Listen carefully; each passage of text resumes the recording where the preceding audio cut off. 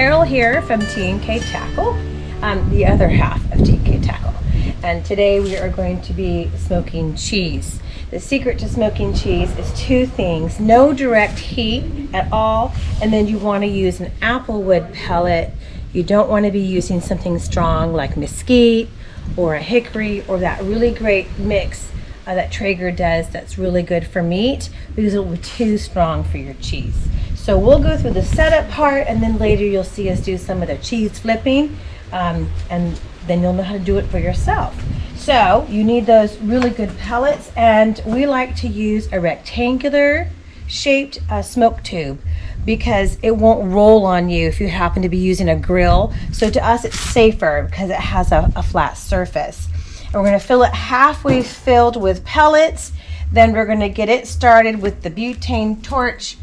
Get it nice, going to get a good flame. We're going to let that flame burn for a few minutes, blow it out, and then we'll have completely indirect heat. All right, so we'll set this up, get it smoke going. We'll let it smoke for like 10-15 minutes, and then we'll add cheese. So here we go. I like to put it in here. Okay, actually. So we have quite a bit of cheese to do today, so we're going to add a few more pellets than usual, but these are those pressed applewood pellets. They have to be food grade. Could not be what goes in a pellet stove because they're not made for eating. They might have some trace chemicals you can't have. So we have this going on, and then I'm going to get ready to light my torch here.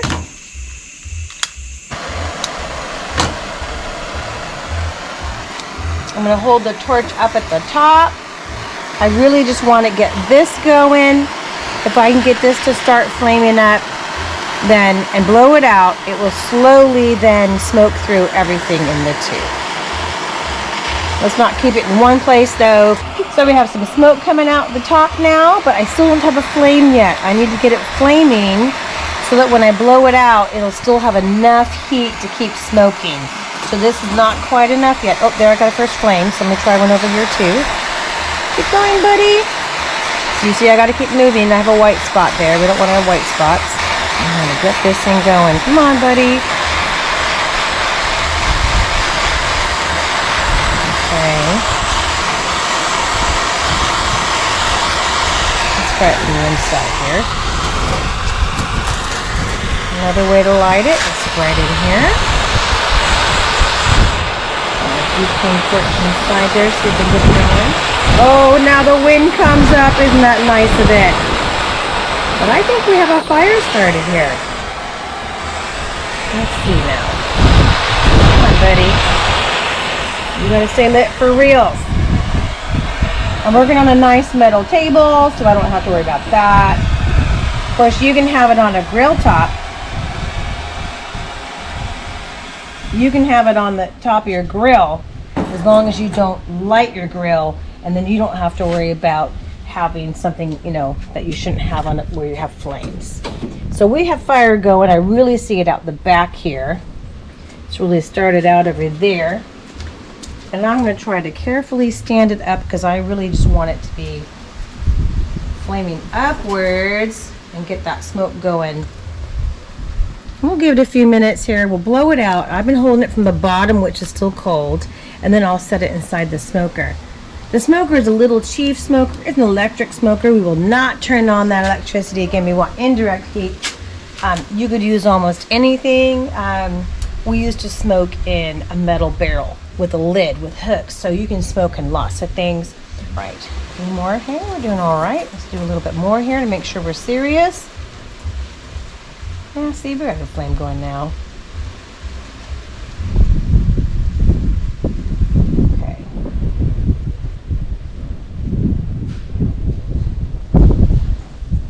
I think that wind's helping it get going, isn't it? All right, here we go. Blow out your candle. Put it in here. Get a good, nice amount of smoke. See all that nice smoke getting in there? And we're gonna let it go for 10 minutes while we prepare the cheese. All right, step 2. Hi, back again. Let's talk cheese. You want your cheese to be cold right out of the refrigerator, or it'll get too warm too quick and it will start to melt through the bars and get too soft before you get the smoke in. We're going to do a super soft cheese, this mozzarella, after we take our labels off. I don't want it any smaller than this width here, which is about 1 inch, because I don't want it to get too soft and start melting. If you have something like a Gouda with its narrow edge, just cut it into a couple big pieces. You got to pull off your wax and you have to pull off the edging. And then we're ready to go on this one. And this one we'll cut in half just so we can get more smoke in there. Get it to permeate. Okay. This one is the Romano here. And this one will take the longest. Let's give it 2 pieces too. So we're going to hop right out, take it out. We've gotten started. This one's going to be 2 turns of 15 minutes each.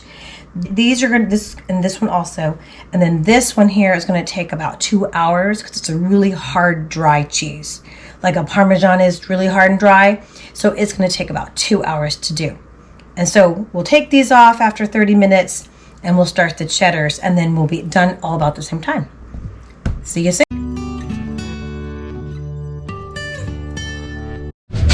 So we're back. We can see we have good smoke going on. That smoke's drawing up.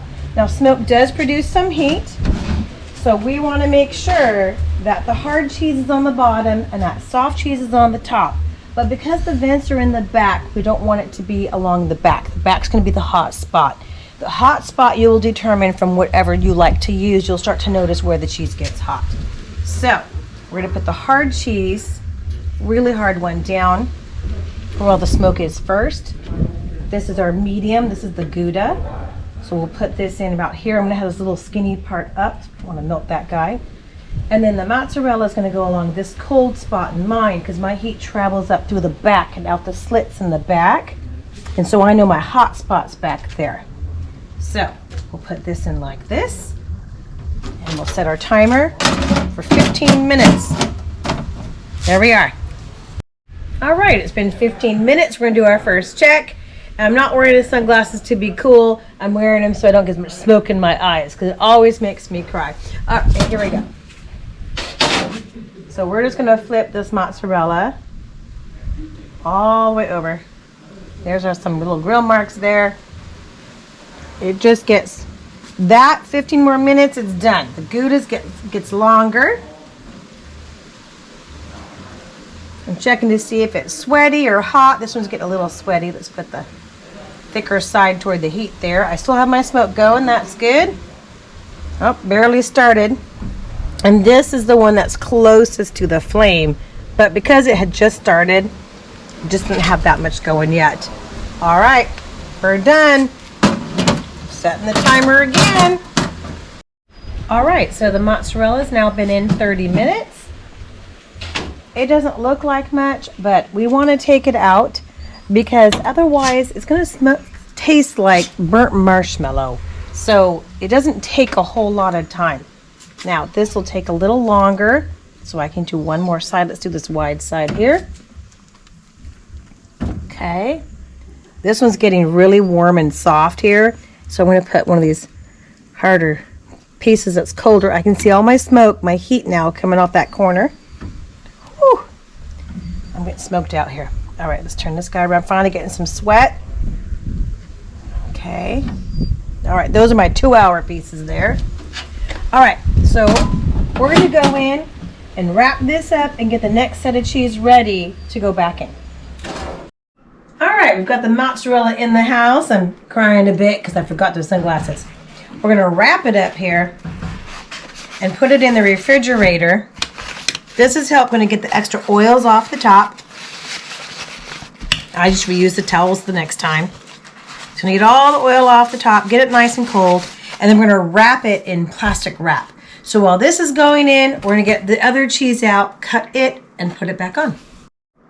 So here we have the Gouda. It's been in for 3 sessions of 15 minutes. You can do 45 minutes to an hour. This is a good amount of smoke without you still want to taste cheese. I don't leave it in too long. So it's going to go back into these paper towels. Here's the mozzarella from earlier. And right now we're going to wrap that in this saran wrap because it's already cooled in the fridge. and it's ready to be wrapped up. And this way, the smoke helps preserve it, and we keep air out, and your cheese will last for a long time in the refrigerator. So I'll finish this and check in with you later. So our hard cheeses have been in for 2 hours. Sometimes you can sneak in a little more time, but I think after a while you get too much smoke taste in your cheese. So that means our white cheddar's ready to go. And so we're just going to take those last ones out. We already took out the mozzarella earlier in the day because that was 2 sets of 15. We took out our Monterey Jack because that's 3 sets of 15, maybe an hour, but 45 minutes is usually good on that. And just take note to how long it takes you to get the color that you want. It'll darken up a little bit more. And if you had your cheddar in for, the hour and a half, and that was good for you, then that's what you want to do. If you want to add a little more smoke to it, you can do 2. Remember, you also have different shelves. So if something's been in a while, you can move it up so that it won't get too much heat on it, because we don't want it to melt through. I have done that. So if you accidentally do that, don't give up. This is just one of those things that basically, it's a simple thing in science, but it does take the art of knowing how long you want to have it in to get the taste that you want. So we're going to let this finish smoking out, and we're going to go in and wrap our last set of cheese. All right, you can see that we've left some cheese we pulled off sooner, and it was in the refrigerator in the paper towel, just soaking up some of that extra oil. And then we get out the wrap, and we wrap them up tight, try to keep all that extra air out. I think you just need to use one piece at a time. You're going to notice your cheese lasts longer and it stays fresher because it just has this seal, this casing that developed from the smoking, and the ends are going to be smokier than the middle. So try it out, see what works for you. We're going to get going here on wrapping all of these in the paper towels, get them in the fridge for a few minutes, and I hope you can let me know how it goes with doing your own smoked cheese. Have fun.